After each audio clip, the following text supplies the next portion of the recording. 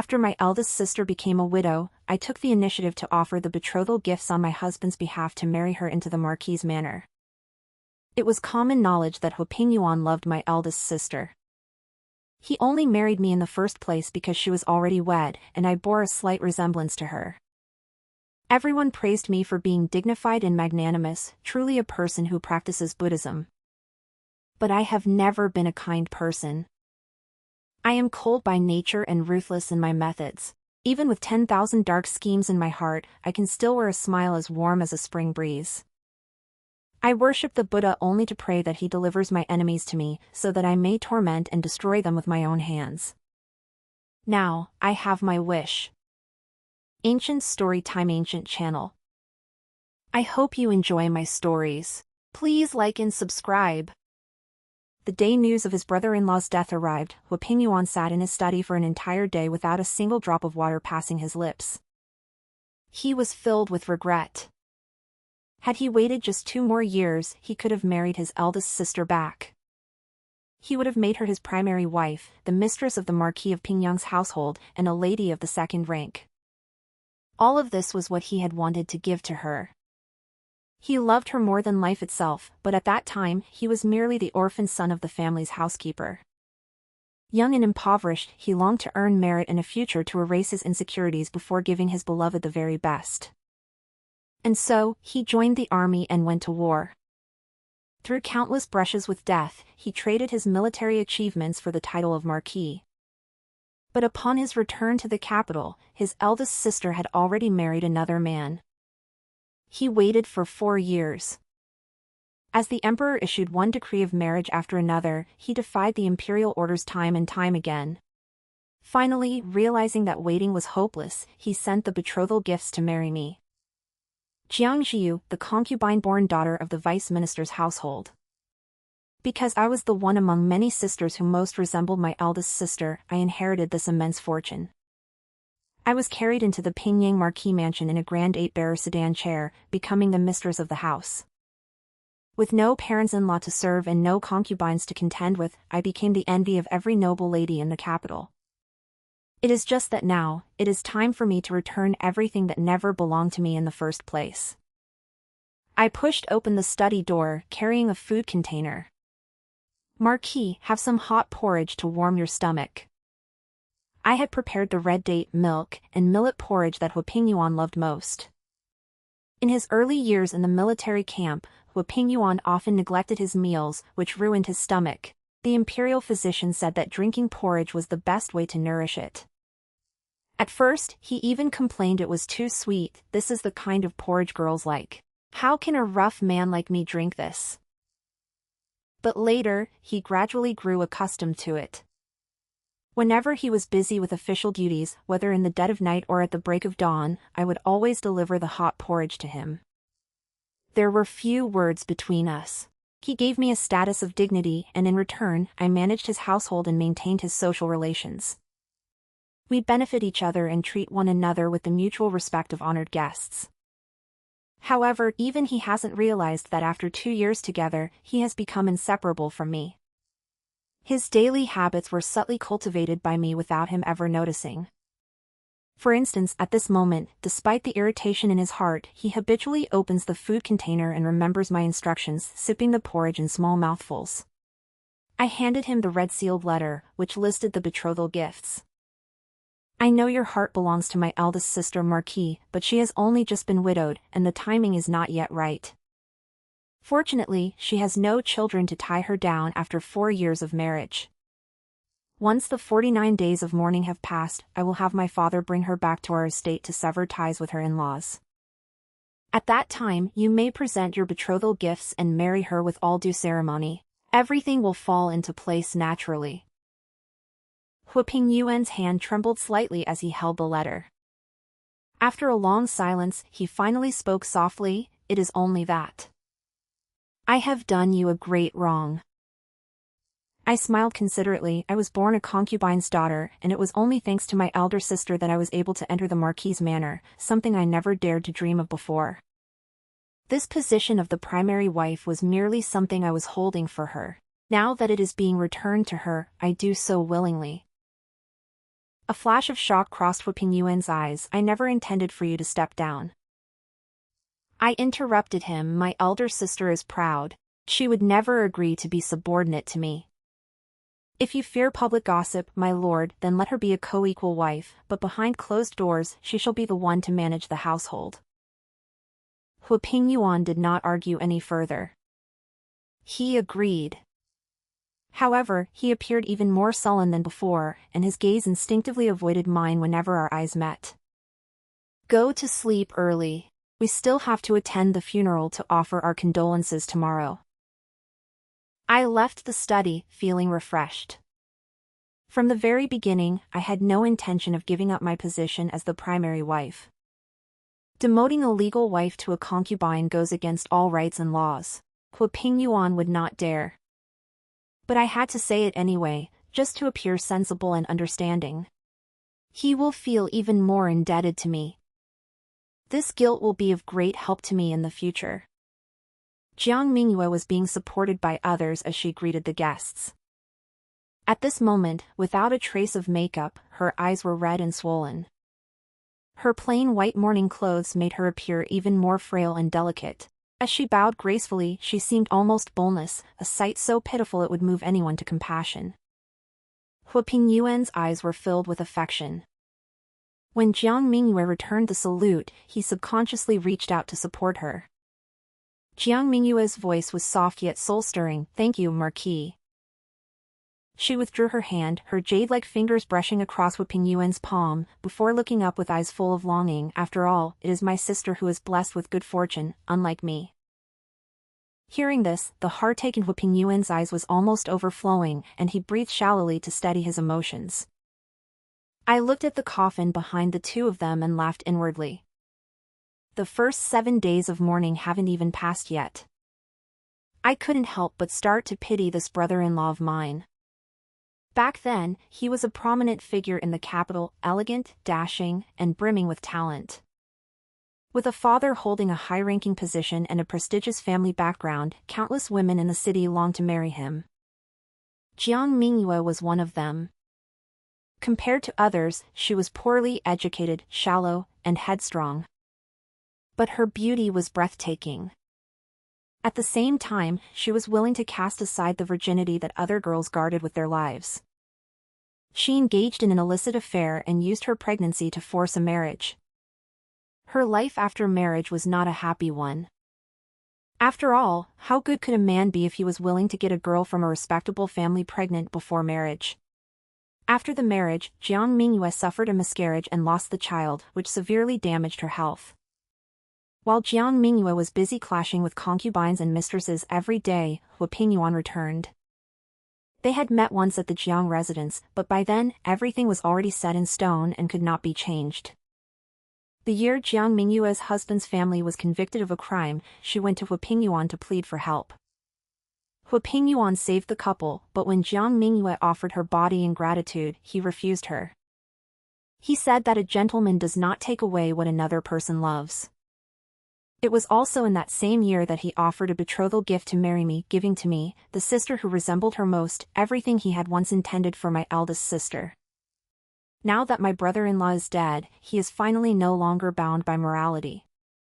And so, he looked at Jiang Mingyue with deep affection. Now that your husband's family has no surviving kin, once the 49 days of mourning have passed, your father will bring you back to the Jiang household. Jiu, she has prepared everything for you.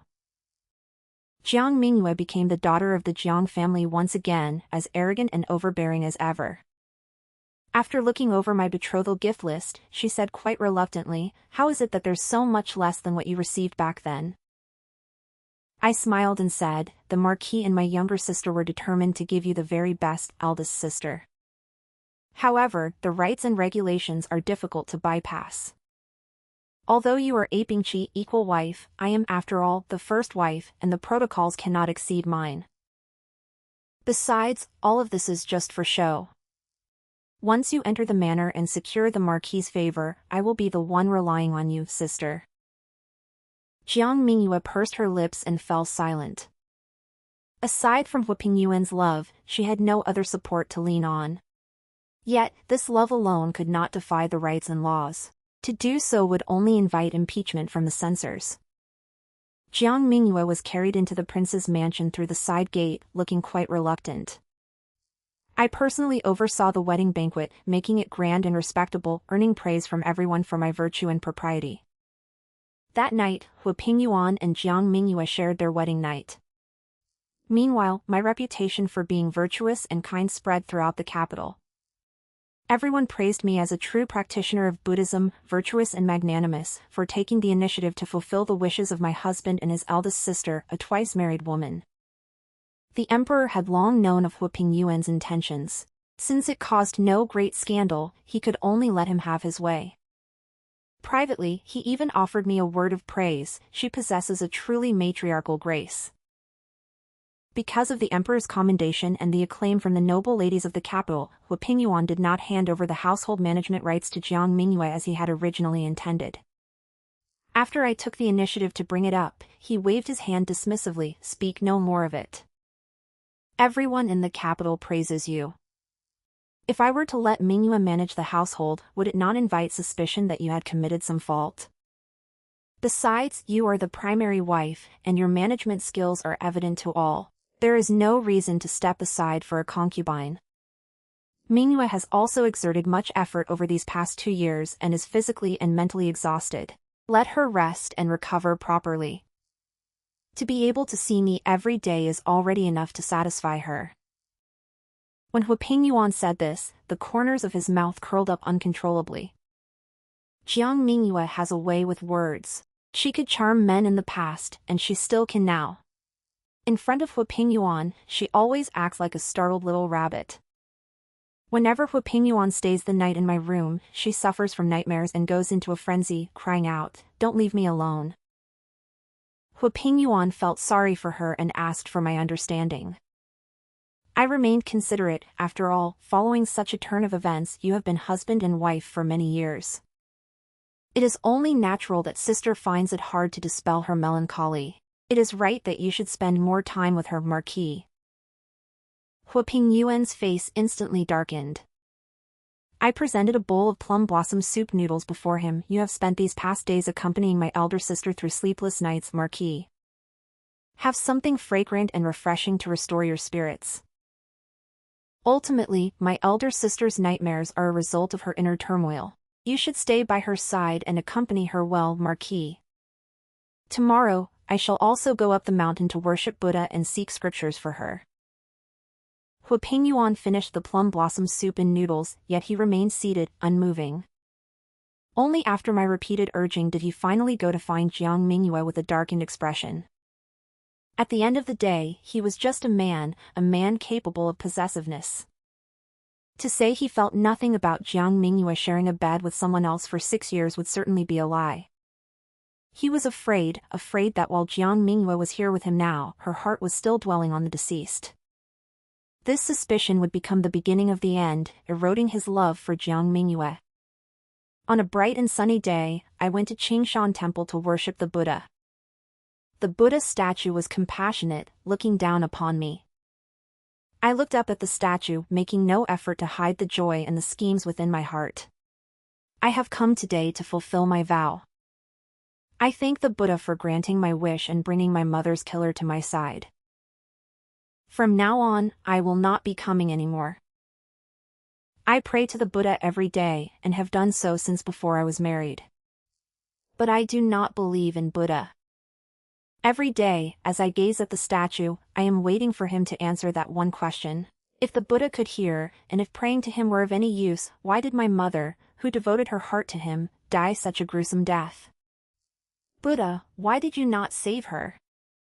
Why do you allow the virtuous to perish in agony, while the murderers remain at large, enjoying every luxury and splendor? I gazed at the Buddha statue in this manner, and I have gazed for many years. The day has finally arrived. Buddha, this is not something I received by worshipping you. Rather, it is what you owe me. I am not here to fulfill a vow. I am here to settle the score with Buddha. I do not believe in Buddha, nor do I believe in fate. I believe only in myself. With no one to help me and no gods to protect me, it was nothing but a heart full of hatred that drove me to set this chessboard in motion 6 years ago. A game of chess that would swap my status with that of the legitimate daughter, the one who once stood high above me and bullied me at will. It was already late at night when I returned to the manor, and Huiping was still in the study. I no longer brought late-night snacks to accompany him as I usually did. But I knew that tonight, I would be on his mind. Sure enough, Huiping came to see me early the next morning. Without the little snacks you make, I was thinking of them in my dreams all night long. I smiled and said, I thought that since your eldest sister-in-law was accompanying you last night, I didn't want to disturb your pleasure. Huiping's expression shifted slightly as he changed the subject. Did everything go smoothly yesterday? I presented the Buddhist scriptures. I heard that if one kowtows 999 times before the Buddha, their heart's desire will be fulfilled. I made a wish for the Marquis and my elder sister, praying that she may soon conceive and bear the legitimate eldest son for our household. Today, before the Buddha, I repented for my improper thoughts. The Marquis and my sister treat me so well, yet I was not content despite occupying the position of the primary wife. I even dared to think. Once my elder sister has given birth, I am willing to shave my head and become a nun. I ask for nothing in this life, only that you, Marquis, may have your heart's desire. My eyes brimmed with tears, my words earnest and sincere.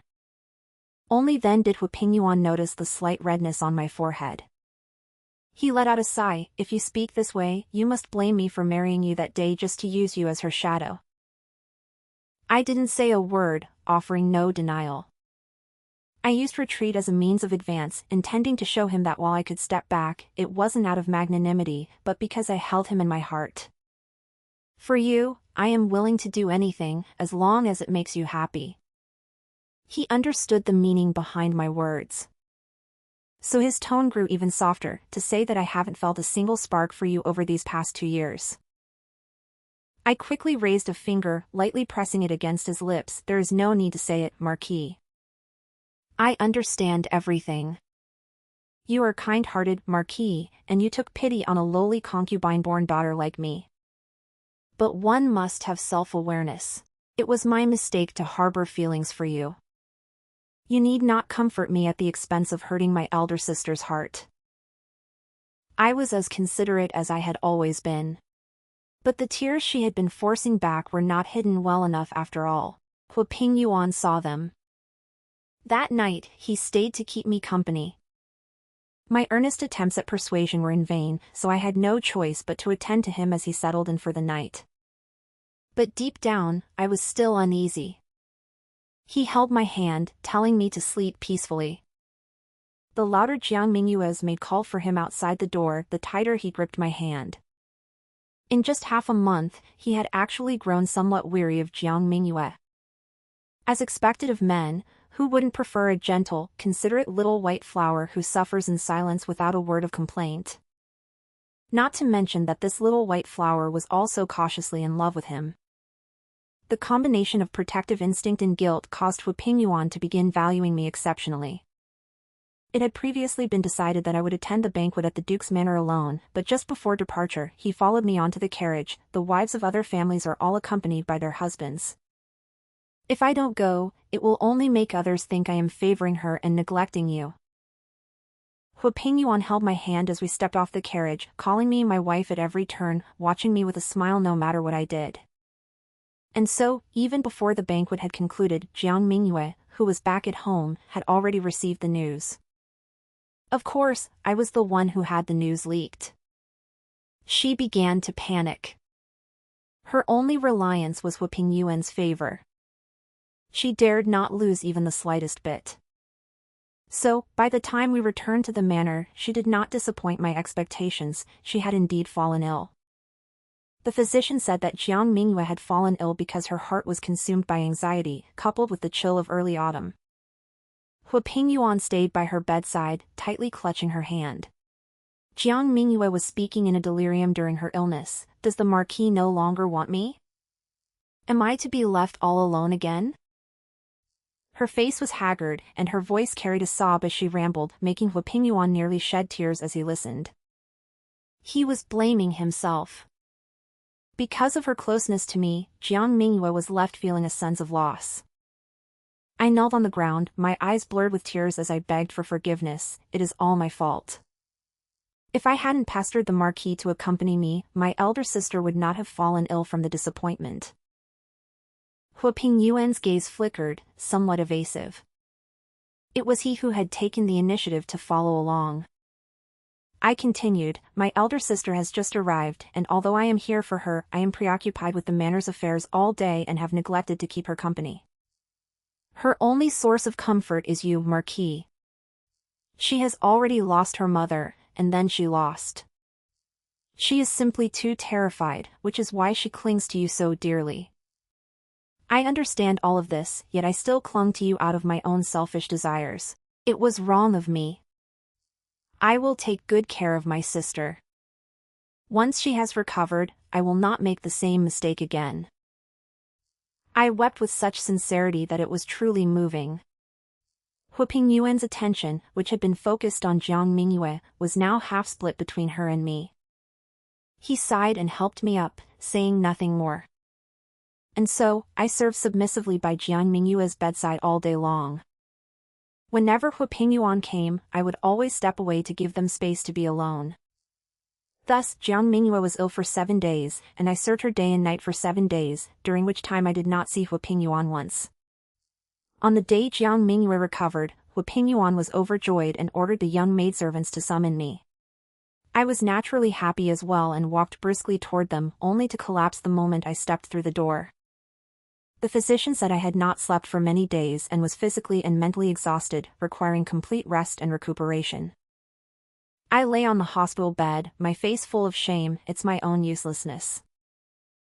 Huaping Yuan hadn't seen me for 7 days, and he hadn't expected that when we finally met again, I would have grown so thin, with dark circles under my eyes and cracked lips. For the first time, I saw a hint of heartache in his eyes because of me. Over the past 2 years, although he hadn't treated me as a wife in his heart, he had provided for me well. My food, clothing, and daily expenses were all of the highest quality. Under his care, I had become radiant and healthy, with a fair and rosy complexion. Every time I returned to my parents' home, I wore a complete set of new jewelry and robes made of Huanhua silk, making me the most eye-catching among my sisters. But a person who had been so pampered and spoiled by him now seemed like a completely different individual. This contrast infuriated Huaping Yuan. He knew in his heart that half of Jiang Mingyue's illness was just her acting spoiled. By the 3rd day, she was perfectly fine. I waited on her every day, and she enjoyed it very much. This reminded her of the sense of superiority she felt back in the Jiang family, where she could berate me at will. Coupled with Huaping Yuan's obvious favoritism toward her, she naturally assumed she could lord it over me and took my service for granted. She even began to push things further. In just 7 days, I had become so exhausted that I looked like a ghost of my former self. Huaping Yuan tucked me in. Rest well and don't worry about anything. I forced a faint smile. It's just that there is no one to look after the household affairs, and eldest sister has only just recovered. I truly cannot bear to trouble her. Jiang Mingyue took over the conversation. We are sisters, there is no need to be so distant. You focus on recovering. I will take care of the Marquis' manor. Huaping Yuan looked somewhat helpless. But now that I have fallen ill, I have no choice but to let Jiang Mingyue manage the household. Jiang Mingyue took the tally and the keys, her heart overflowing with joy. Little did she know, this was a deep pit I had dug for her, simply waiting for her to jump in. My illness lasted until the day of the 100-fruit banquet. Every year during the 100-fruit banquet, the lords entered the palace to share the joy of the harvest with the nobility. Jiang Mingyue had prepared her formal attire well in advance. Huaping Yuan also intended to take her along. However, before he could discuss it with me, I brought it up first. Since eldest sister is now managing the household, it is only right that the other ladies should meet her. I was as sensible and tactful as ever, and Huaping Yuan was very satisfied. But when he returned, his face was devoid of joy, looking like a completely different person. She has been an official's wife for 4 years, after all. How could she make such a low-level mistake? Hu Pingyuan grumbled. At today's palace banquet, Jiang Mingyue attended in full formal dress, but her attire exceeded her status. It was a breach of etiquette. She was dressed even more grandly than the wives of the high-ranking dukes. If you weren't sitting right beside me, one might mistake you for a high-ranking consort from the inner palace, Hu Pingyuan sighed helplessly. He originally knew little about the rules of women's attire, but once they entered the palace and he saw her compared to the others, he understood the situation immediately. Although the nobles at the palace banquet said nothing, the strange looks from those around them made Hu Pingyuan feel as if he were sitting on a bed of needles. Yet Jiang Mingyue didn't care in the slightest, taking it merely as a compliment to her beauty. You are both daughters of the Jiang family, and she is even the legitimate daughter of the first wife. How is it that her etiquette and manners are inferior to yours? Hu Pingyuan asked, utterly perplexed. I smiled to soothe him. It was her first time entering the palace. It's only natural for my elder sister to be nervous. Besides, the nobles did not take offense, so please don't be too upset, Marquis. If you wish to restore my sister's reputation, it is simple. We can find an excuse to host a family banquet next month. I will assist her in managing the arrangements, and then we can inform the guests that she handled everything herself. Her reputation will naturally be restored. Hu Pingyuan thought for a moment and then agreed. Since the noble person did not place any blame, the others were merely fair-weather followers. It was only a matter of waiting for the wind to blow back in the right direction. It's just that you've had to suffer, he said with a hint of apology. I remained as virtuous as ever. As long as the Marquis and my elder sister are well, I am content. Recovered to about 70% of my health, I forced myself to go and see Jiang Mingyue. It was my fault for not reminding you, elder sister, that the palace etiquette and rules are so strict. I caused you to lose face in front of everyone. But please rest assured, elder sister, I will definitely help you at this banquet. Jiang Mingyue had never held me in any regard. Hearing me say this, she immediately retorted, having been the mistress of the Marquis's manor for just 2 days, do you really consider yourself the master now? Don't forget, you are nothing more than an insignificant little concubine's daughter of my Jiang family. How could I possibly be inferior to you? Jiang Mingyue wiped away her tears in front of Hu Pingyuan, crying until she nearly fainted. I know I have brought shame upon the Marquis, and that the Marquis no longer trusts me. But I beg the Marquis to give me one more chance. This time, I will surely reclaim our honor. We are both daughters of the Jiang family. I will not be inferior to Xiyu. How could Hu Pingyuan bear to see a beauty in tears? Besides, they were both daughters of the Jiang family, and a legitimate daughter could surely not be worse than one born to a concubine. And so, he gave his consent. Use this grand and ostentatious banquet to prove Jiang Mingyue's worth. To prove that she is, indeed, unfit for polite society. Her father was a low-ranking official, and the education she and her sisters received was limited by their narrow horizons. They simply did not understand the rules and etiquette of prestigious families. Even as the legitimate daughter, and even though she had been a wife for 4 years, Jiang Mingyue lacked the capability to manage a banquet for the entire Marquis mansion. She was unaware of the long-standing grievances and relationships between the various families, unable to distinguish who the truly distinguished guests were and who merely held a facade of nobility. She also disdained looking at the booklet I gave her, which detailed the dietary restrictions and taboos of each household. Acting willfully and ignoring my dissuasion, she insisted on holding the banquet in the new garden Hu Pingyuan had built for her, even as the winds began to rise. Consequently, on the day of the banquet, the seating was in chaos. She forgot the identities of many guests and was unable to greet them properly, leaving everyone present with looks of displeasure on their faces. The dishes were a disorganized mix. The elderly Madame Gao of the Marquis of Dongchang's estate had avoided soybeans her entire life, yet she accidentally consumed a rice cake made with soybean flour. Her body broke out in a severe rash, and she nearly lost her life. Halfway through the banquet, a violent gale erupted, sending guests and maidservants into a state of total chaos. At this banquet, Jiang Mingyue wore newly tailored clothes and fresh jewelry, boastfully flaunting to everyone in her private garden that she was the woman Hu Pingyuan loved most. But no one remembered what she wore, what she adorned herself with, or how deeply she was cherished by Hu Pingyuan. All they remembered was that the Marquis of Pingyang's household had lost face. Hu Pingyuan sat by my bed and let out a long sigh. But seeing my still haggard face, he couldn't bring himself to ask me to manage the household affairs. Rest well. I will send someone to properly discipline her. But he did not understand Jiang Mingyue. She would not put her heart into learning. She did not truly intend to manage the affairs of this residence. She merely enjoyed the sense of superiority that came with the power of management. Just as she did not love Hu Pingyuan at all. She only loved his status as the Marquis of Pingyang and the wealth, prosperity, and prestige he brought her. But Hu Pingyuan had not yet seen through it. It didn't matter, though. He had me. Hu Pingyuan invited a governess from the palace to teach Jiang Mingyue with great care, but Jiang Mingyue's efforts were half-hearted at best. After only a few days of teaching, the governess took her leave with a cold expression.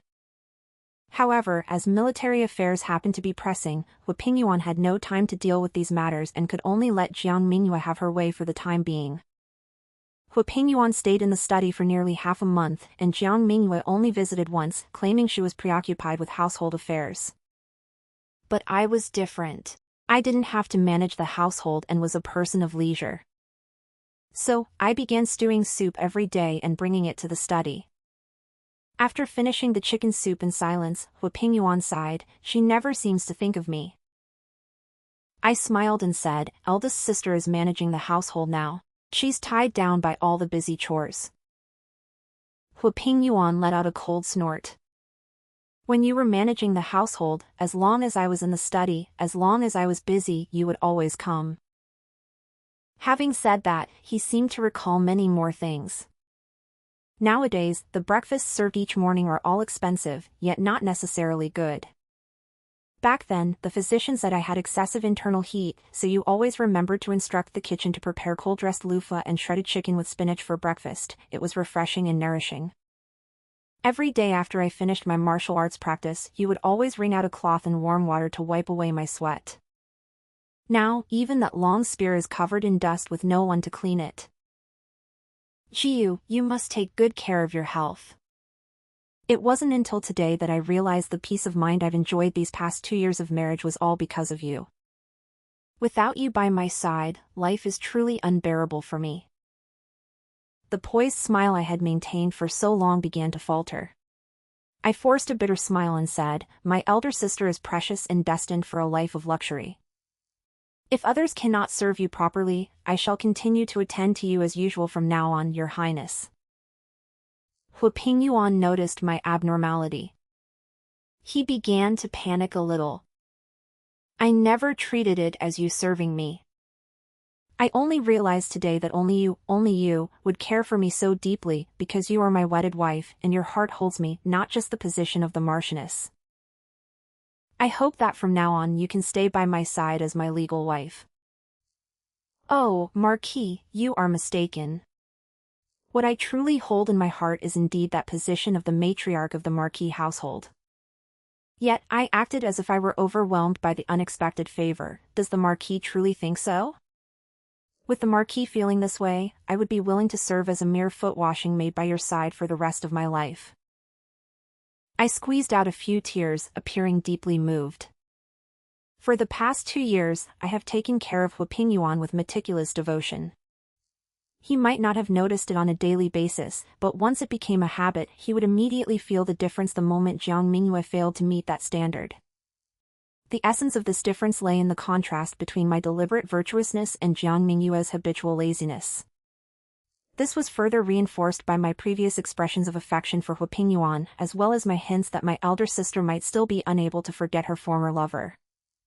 So, at this moment, as he holds my hand, he believes in his heart that I have a place for him in mine. Whereas Jiang Mingyue does not. As Jiang Mingyue made one mistake after another in her duties as housekeeper, and Hu Pingyuan discovered she wasn't truly devoted to him, his passion for her gradually waned. But this is still not enough. I want him to know that Jiang Mingyue cannot compare to me at all. Only when his disappointment in Jiang Mingyue has accumulated enough will my final, fatal blow be able to make him give up on her completely. At that time, without a backer, Jiang Mingyue will be at my mercy in this vast marquee mansion. I did not ask for the management rights back. Instead, while Jiang Mingyue was enjoying her power and bossing people around the mansion, I took the opportunity to keep Hu Pingyuan company. In the 2 years since our marriage, we have never spent every day together like this. It was only then that he discovered I possessed such fine calligraphy. His Majesty always says my handwriting is hideous. I never escape a lecture whenever I submit a memorial. But you know, my lady, that I grew up in poverty. I only survived thanks to your father's protection, let alone having the chance to practice calligraphy or study. Even my current rank was carved out through the flash of swords and shadows of blades. I have traced many copybooks, yet I could never quite grasp the essence of it. Hu Pingyuan looked at the calligraphy I had written, blooming flowers, a full moon, and a lasting union, and praised it with admiration. From now on, I shall accompany you in practicing your calligraphy, Marquis. After Jiang Mingyue had managed the household for another month and squandered a considerable amount of silver, Hu Pingyuan's handwriting had become quite respectable. At the onset of winter, the eldest princess's manor sent an invitation requesting the Marquis and me to attend a banquet. During the banquet, the princess brought out a jade bone sword as a prize. Today is the start of winter. I invite you all to compose a poem. Whoever takes the top spot shall be gifted this jade bone sword by this palace. A glimmer of light flashed in Hu Pingyuan's eyes, only to dim immediately after. He had no talent for literature. He was destined to miss out, much to his regret. Seeing this, I picked up my brush and wrote a poem in one smooth, flowing motion, leaving the entire audience in awe. After receiving the jade bone sword, I presented it to Hu Pingyuan in front of everyone. I noticed that the Marquis seemed to like it very much. Hu Pingyuan had not expected that I could also compose poetry, and he was now pleasantly surprised. The eldest princess's words satisfied him even further. The Madam of the Marquis of Pingyang not only manages her household well but also possesses outstanding literary talent. The Marquis of Pingyang is truly blessed. The face Jiang Mingyue caused the Marquis of Pingyang to lose a few days ago was all won back by me today. On the way back to the manor, Hu Pingyuan held my hand the entire time. In the past, he married me because of Jiang Mingyue. After our marriage, he respected me because I could fulfill the role of the Marchioness of Pingyang well. But at this moment, the joy in his heart and the way he stole glances at me from time to time were truly because of who I am, Jiang Jiu. I was the one who brought him happiness and made his heart flutter. After returning to the manor, Hu Pingyuan brought out paper and a brush, asking me to write that poem once more. I want to hang it in the front hall. Whenever guests arrive, I shall let them see my wife's literary talent. At this point, Jiang Mingyue finally sensed that something was wrong. She began to panic. Wanting to prove herself, she snatched the brush from my hand and also wrote a poem welcoming the winter. But she was inherently lacking in talent and was improvising on the spot. How could she possibly compare to the poem I had so meticulously crafted? The eldest princess loves a lively atmosphere, and every year on the start of winter, she invites everyone to a barbecue feast, where composing poetry and painting are inevitable parts of the festivities. Therefore, I had prepared this poem long ago, simply waiting for the banquet to dazzle everyone. Being able to take the top prize today was due, firstly, to the quality of the poem, and secondly, to the element of surprise. Although Hu Pingyuan was not well versed in literature, he could understand a bit. He let out a sigh. Mingyue, this poem of yours is not as good as Jiu's. Your calligraphy is not as good as Jiu's either. These two sentences were enough to shatter Jiang Mingyue's pride. After that day, Jiang Mingyue sought every opportunity to show herself off. During the first snowfall, she plucked a branch of red plum blossoms and danced in the snow. Though her movements weren't breathtaking, they were graceful. I smiled and walked to her side, carrying that jade bone sword. Elder sister is in high spirits. Today marks the first snow, a sign of a bountiful year ahead. I, too, would like to perform a dance. I twirled my sword, a touch of resolve woven into the tenderness of my movements. As the dance concluded, Hu Pingyuan no longer had eyes for Jiang Mingyue. He looked as if he had discovered a rare treasure. I spend every day with you, my lady, yet I must have been blind not to realize you were so multi-talented. I lowered my head with a look of bashful modesty. Prepare the wine. Today, I shall enjoy the snow with my wife. Have the brush and ink ready as well. I intend to practice my calligraphy diligently and will not let my wife down. Hu Pingyuan excitedly led me by the hand toward the elegant study. Leaving Jiang Mingyue standing alone in the garden, looking utterly soul-crushed. Hu Pingyuan began staying with me every day. Jiang Mingyue sent servants to invite him over time and time again, but to no avail. To him, Jiang Mingyue was no longer attractive. But he always remembered in his heart that when his parents died young and he was on the verge of fainting from hunger, Jiang Mingyue had given him a white flour steamed bun. It was this single white flour bun that made it impossible for Hu Pingyuan to ever forget this legitimate daughter of the Jiang family. In the many years that followed, he continuously idealized the white moonlight in his heart. By the time he returned to the capital, she had already married. The combination of beautiful memories and the sorrow of what could never be had caused Jiang Mingyue to take root in Hu Pingyuan's heart, much like that white steamed bun. Pure, flawless, and unforgettable. But the thing people fear most is the shattering of an illusion. Take Hu Pingyuan at this moment, for instance. He was beginning to realize that his white moonlight was not as perfect as he had imagined. She was no gifted scholar, nor did she possess any particular talents. She knew nothing of managing a household and was both willful and flamboyant. Her only saving grace was a countenance that stirred the heart. And yet, it just so happened that he did not love her for her looks. The memory of that sliver of light, caught amidst the pain of the gap between fantasy and reality, left Hu Pingyuan utterly stifled and despondent. So he avoids her. He doesn't want to face the Jiang Mingyue of today. Yet he feels that being too cold to her weighs heavily on his conscience. And so, in a drunken stupor, he asked me through tears, "My lady, what am I to do?" Marrying her was supposed to be a mistake from the start. I gently stroked his back to comfort him. It's okay, I'm here. With me here, you can finally let go completely. Jiang Mingyue's kindness to Hu Pingyuan, the gift of a steamed bun, was supposed to remain a secret known to no one. But as it happened, I was the least favored concubine-born daughter in the manor, living in the most remote courtyard right next to the servants' quarters. Consequently, my rapport with the servants of the Jiang manor was actually better than the bond one shared with my own sisters. The page boy at the gate was the one most privy to every stir and whisper within the manor. It was in return for the favor of a few steamed buns that he told me this. Fifth miss, how should I break the news to Brother Yuan? The eldest young lady's steamed bun wasn't meant to help him at all. She was mocking him for crouching there like a dog begging for food, so she threw a bun to feed him.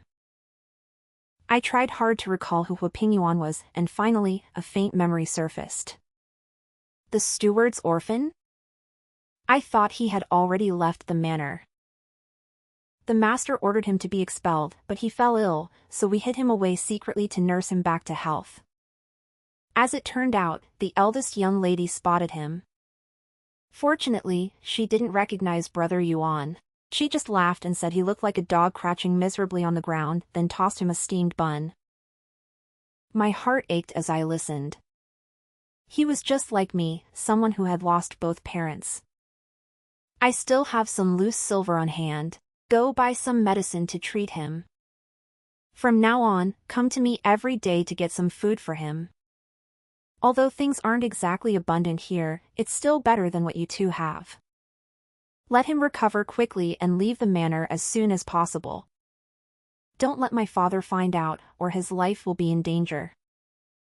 7 or 8 days later, the young servant came to tell me that Hu Pingyuan had left the manor. He said he is going to join the army to serve the country, and that he will repay you in the future, miss. I smiled faintly. I had never given any thought to things like repayment. I only wished that those in this world who no longer have the protection of their parents could all live well. Later, Huapingyuan returned to the capital adorned with military honors. His very first act upon his return was to visit the manor and request Jiang Mingyue's hand in marriage. It was only then that I realized the lady he spoke of repaying was the eldest young lady. He had been under the impression all along that the medicine and meals provided afterward were all thanks to Jiang Mingyue. But I did not expose the truth. I knew my opportunity had arrived. I simply passed by him as he sat in the backyard, looking lost and despondent. From that moment on, I ensured he would remember me, Jiang Jiu, the fifth daughter of the Jiang family and the one who most closely resembled Jiang Mingyue. I was certain that he was a man of deep sentiment and loyalty. So he greased the palms of the former gatekeeper, now manager Liu, in advance, and persuaded him the eldest daughter is out of reach now, but the Jiang family has other daughters. If the Marquis wishes to repay the kindness of those years by marrying one of the other sisters, the Jiang family will have the Marquis's manor as a backer, and the eldest daughter will surely be grateful to you. Once or twice, Huapingyuan remained unmoved. But as it was mentioned more often, he began to waver.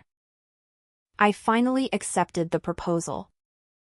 The first person who came to mind was me, the one who resembled Jiang Mingyue the most. Once this move was played, I had two choices. One was to fulfill my role as the mistress of the Marquis's manor, living a smooth and stable life, honoring the hopes my mother once had for me, and living with more peace of mind than other cautious and timid concubine-born daughters. Second, prepare everything, take control of the Marquis's inner household, and find every possible way to bring Jiang Mingyue into the manor. On my wedding day, I was certain that I would take the second path. If I do not avenge my mother's death in this lifetime, I will never be able to rest in peace. If it weren't for Jiang Mingyue, my mother should have been able to see me in my phoenix crown and embroidered robes. While I quietly made all the necessary arrangements within the Marquis's manor, I kept a close watch on Jiang Mingyue's in-laws. Her husband's family was convicted of a crime and sentenced to the execution of their entire clan. Although Huapingyuan stepped in to save the couple, her husband, who had always been a profligate playboy, could not accept such a drastic change in lifestyle. Accustomed to luxury and putting on airs, his sudden fall from grace left him deeply resentful, and he could only drown his sorrows in wine. In less than a year, his health failed him. I knew that before long, Jiang Mingyue would be a widow. Sure enough, 2 years into my marriage, Jiang Mingyue became a widow. Following my plan, I brought her into the Marquis's manor to display my virtue.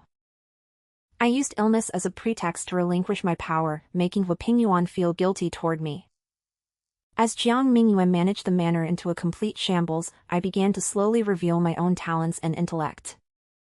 The stark contrast caused Huapingyuan to grow weary of Jiang Mingyue, and instead, he began to fall for me. In just a short 6 months, Jiang Mingyue, the white moonlight, has already fallen out of favor. Now, it is time for her to be forgotten entirely. On the day of the start of winter, we returned to the Jiang family home for the festival.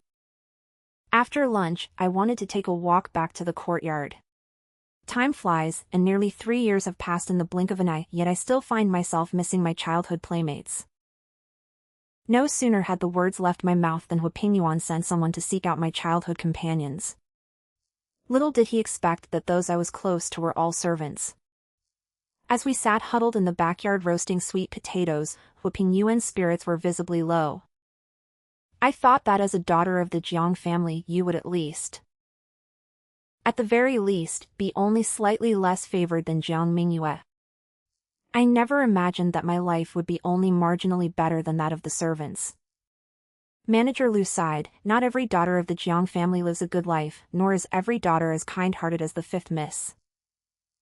Back then, when you were ill, my lord, the fifth young lady was struggling herself, yet she still gave me all her money to buy medicine to save you, and she sent her own meals to you every single day. Aside from our fifth young lady, no one else is so kind-hearted as to care for us servants. Huapingyuan looked at me, his lips trembling slightly, his eyes already brimming with tears. It was you? Was it you, Jiu? Why did no one tell me? Manager Lu explained, back then you lived in the servants' quarters, so we all assumed you knew. Among the young misses of the household, only the fifth miss would associate with the servants. So, Hu Pingyuan locked himself in his study for the entire day, refusing to see anyone. Jiang Mingyue brought people to my courtyard to seize me, tie her up and throw her into the woodshed. The Marquis was perfectly fine before. She must have been the one to provoke him. But no one dared to move. Although she is currently in charge of the household, these people still look to me for direction. I smiled slightly. Go invite the Marquis, and tell him that my elder sister intends to imprison me. By the time Hu Pingyuan arrived upon hearing the news, Jiang Mingyue still mistakenly believed she finally had the chance to completely replace me. All that could be seen were Hu Pingyuan's emotionless, dark eyes. Take her away and keep her in the manor from now on. Return the tally keys to my wife. Henceforth, seeing her shall be the same as seeing me. He then supported me as we returned to the room. The ground is slippery after the snow. Be careful, my lady. Jiang Mingyue could not understand it no matter how hard she tried.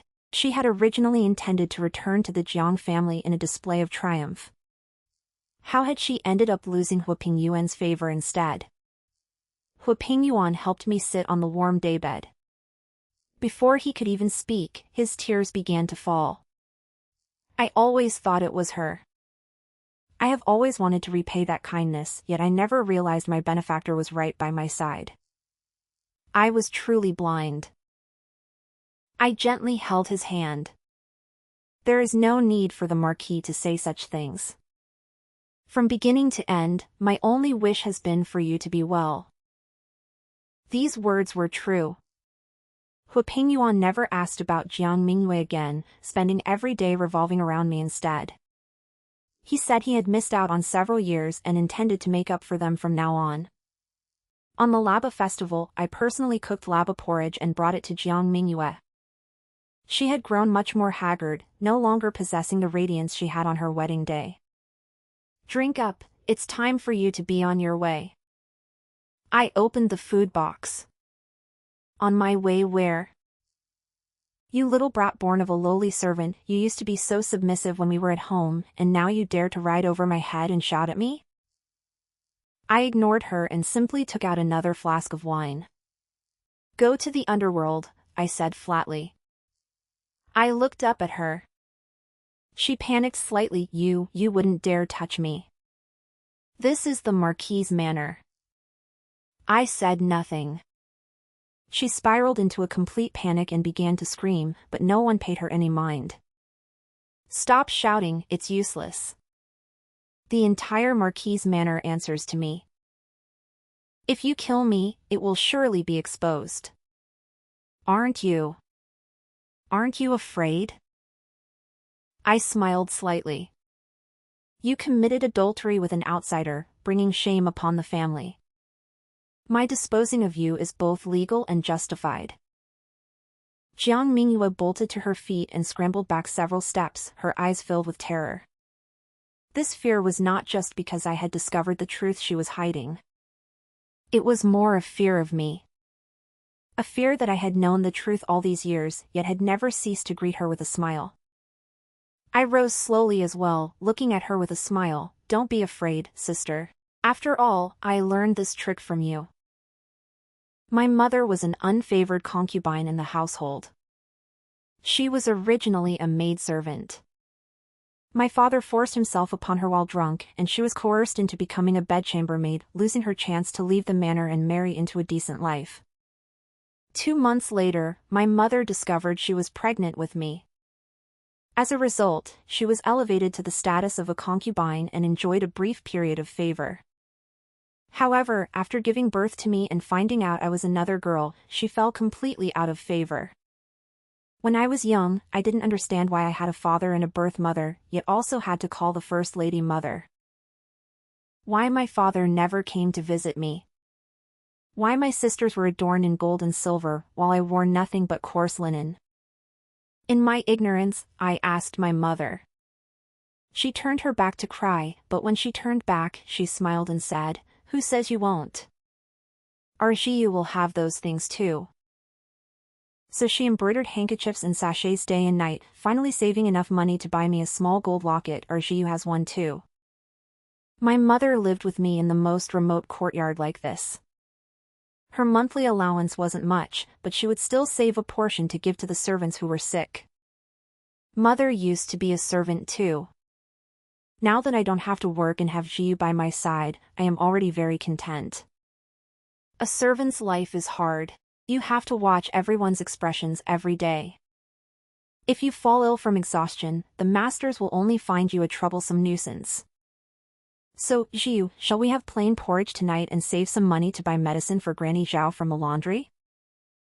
From the madam to the concubines, everyone looked down on my mother, saying she possessed neither beauty nor talent. But from the stable boys to the old nannies, everyone loved her, saying she was the single ray of light in the gloomy backyard of the Jiang family. However, even a ray of light will vanish when it encounters sun-blocking dark clouds. That year, I fell seriously ill. The madam merely sent someone to take a look before immediately berating my mother. Little Five is the master's daughter after all, yet you treat her so harshly, not enough to eat, not enough to wear, that is why she has fallen sick. With that, she actually ordered my mother to be caned. If I do not punish you today, no one will cherish the young misses in the future. Although I was small, I knew that my mother truly loved and protected me. I also knew that the madam loathed my mother and was merely looking for an excuse to punish her. So, I rushed forward and threw myself onto my mother, taking a blow from the staff. I spat out blood, which finally frightened the madam into sending someone to fetch a doctor. The physician was merely going through the motions, prescribing only a few herbs before saying, "The heavens protect the worthy. The young lady will be fine." My mother was so anxious she couldn't stop weeping, kneeling before the Buddha to pray, "If my child can be spared, I am willing to serve before the Buddha for the rest of my life." After I recovered, my mother frequently went up the mountain to worship and help guide the pilgrims and donors. It so happened that the new emperor had ascended the throne, and he was a devout believer in Buddhism and Taoism. My mother's devoted Buddhist practice became a celebrated tale within the temple, and for this, His Majesty even offered a few words of praise to my father. Delighted, my father donated a meditation room at the temple, specifically for my mother to worship and rest. Because of this, life for my mother and me began to improve, and I started to be treated properly as a daughter of the Jiang family. But my mother never expected that while everyone outside the manor praised her, it was creating a crisis for her within its walls. The eldest lady hated her to the bone. By that time, Jiang Mingyue had already become quite calculating. Her most practiced tactic was the ruse of self-injury to win sympathy. She had always looked down on concubine-born daughters and would never allow them to surpass her. Her second sister was a master of the zither, so she did not hesitate to break the strings of her own precious antique zither to frame her third sister. The fourth sister was an exceptional dancer, so she used a quarrel as a pretext to tumble down the stone steps with the fifth sister. She only sprained her ankle, but the fifth sister broke her leg and could never dance again. The sixth sister was a skilled calligrapher and outshone her at the spring feast. Upon returning home, she wept and threatened to destroy her own hands. She was indeed ruthless enough to follow through. The force of the hammer was perfectly calibrated, it didn't damage the bone, only breaking the skin, but it was enough to leave her father and legal mother utterly heartbroken. From then on, the sixth sister was strictly forbidden from ever practicing calligraphy again. Time and again, she reaped the rewards of her self-harming ploys. Finally, she used the same tactic on my mother. Although the first lady was resentful, she was helpless. However, Jiang Mingyue had a plan. That day, she claimed the first lady was ill and that she was going to the temple to pray. But by sunset, she had not yet returned. The next day, her father led a search party and found Jiang Mingyue, covered in blood, in the temple's woodshed. Upon seeing her father, she cried out and threw herself toward him, "Father, save me. Concubine Qi wants to kill me. Concubine Qiu is my mother." She rolled up her tattered sleeves, revealing a bloodied arm. "Yesterday, as it was getting late, I wanted to stay overnight at the vegetarian quarters and return to the manor today. I went to the kitchen to find concubine Qiu, but I never expected to stumble upon her affair. It turns out she has been using the guise of worshipping Buddha to fool around with monks in the temple all day. Seeing that I had exposed her lies, she tried to kill me. Father, save me. My mother was brought back to the manor, looking completely bewildered. My father and his primary wife were interrogating her in the ancestral hall. My mother wept as she tried to defend herself, but no one believed her. The wife let out a cold snort and said, "You were restless even back when you were a maid. If you hadn't seduced the master all those years ago, would you be enjoying the life you have today? You've always been an expert at seducing men." A single, airy sentence sealed my mother's fate. My father agreed completely, washing his hands of the fact that he was the one who had drunkenly forced himself upon her. He, too, shifted all the blame onto my mother. My mother was secretly executed. Everyone thought I was napping obediently, not knowing that I had turned my back, swallowing all my tears along with the strong, metallic taste of blood in my mouth. I must live. Only by living can I avenge my mother. To prove her innocence. After my mother died, I was left completely unsupervised, spending my days mingling with the servants. The year after I saved Waping, an old woman arrived at the servants' quarters and was assigned to me. Nanny Lee could see the hatred in my eyes.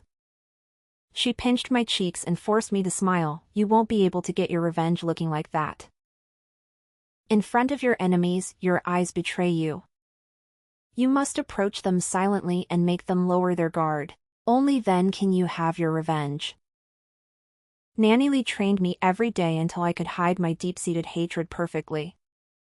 It wasn't until I could smile and run toward Jiang Mingyue to curry favor with her that Nanny Lee was finally satisfied. "But child, you have no means to support yourself. How will you exact your revenge?" So she taught me how to write and read. "When you grow up, at the very least, your talent and learning will help you find a good husband among your sisters and secure a bright future." Nanny Lee was very good to me. But she never asked why my eyes were so full of hatred. It is enough for me to know that you have something weighing on your heart. If I were to ask, it would only cause you pain. Gradually, Nanny Lee became my only family in this manner. I would tell her whatever was on my mind. It was only then that I learned she had originally served in the palace, but was driven out after her master was punished. My master was once greatly favored, yet she was still sabotaged.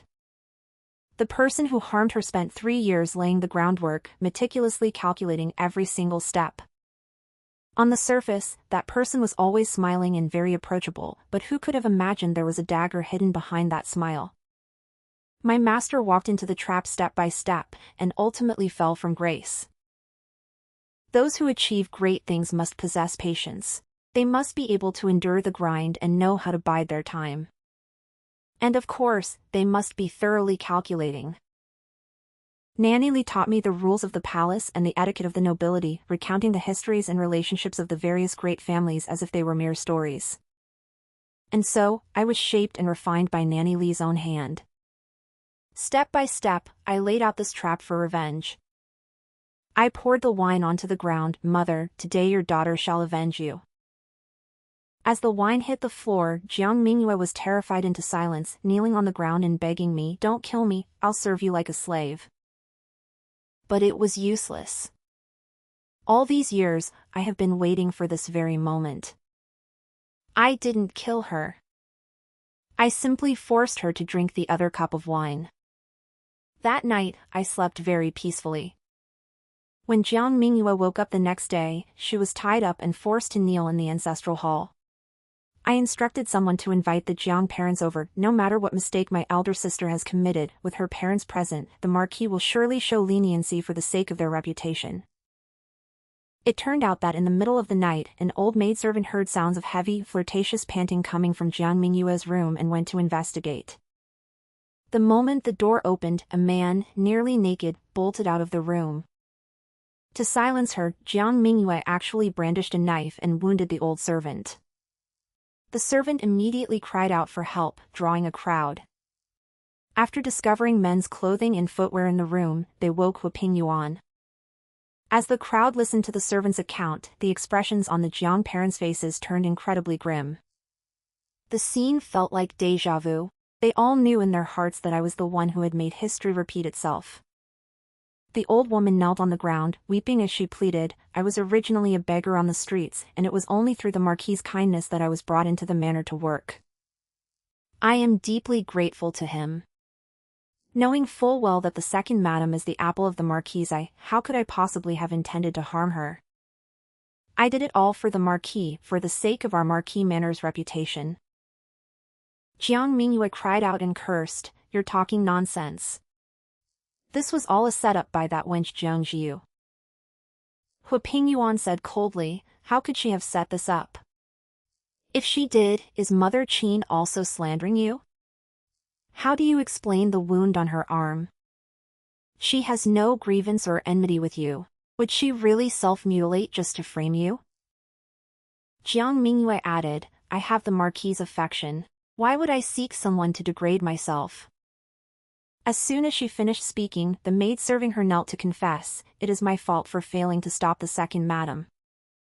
But madam was simply too desperate to bear a child for the Marquis. She said that once she gave birth, she could become the true mistress of the Marquis's manor. Jiang Mingyue nearly broke down, screaming, "This trick of hers is exactly what she learned from me back then." "What did you do back then?" Hu Pingyuan pressed. But how could his father possibly allow him to continue questioning? Losing one daughter was of little consequence, as long as the other daughter was currently held in high regard at the Marquis's manor. However, if the events of that year were brought to light, one daughter would be held accountable for her crimes, while the other would view him as an enemy. Furthermore, if those past events were to be reinvestigated, they were so riddled with holes that he himself would not be able to escape culpability. So, he spoke with grief and indignation, "It is my failure as a father to have raised such a shameless creature. I leave her to your disposal, Marquis." But seeing that Hu Pingyuan was siding with me, he could not touch me. I looked at him with a smile and raised an eyebrow. He drew in a sharp breath. He understood clearly, I was threatening him. So he drew a saber from a nearby guard and thrust it toward Jiang Mingyue. "You disgrace to the Marquis's manor and the Jiang family. Today, as your father, I shall execute you under family law." Before Jiang Mingyue could even react, the blade struck her directly in the heart. She never could have imagined that she would be killed by her own biological father. "Mrs. Jiang fainted on the spot.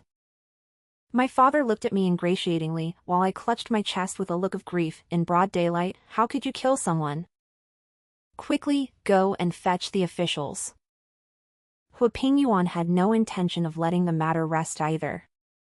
"Father-in-law, you have acted impulsively. On the battlefield, I have killed many, but they were either enemies or rebels.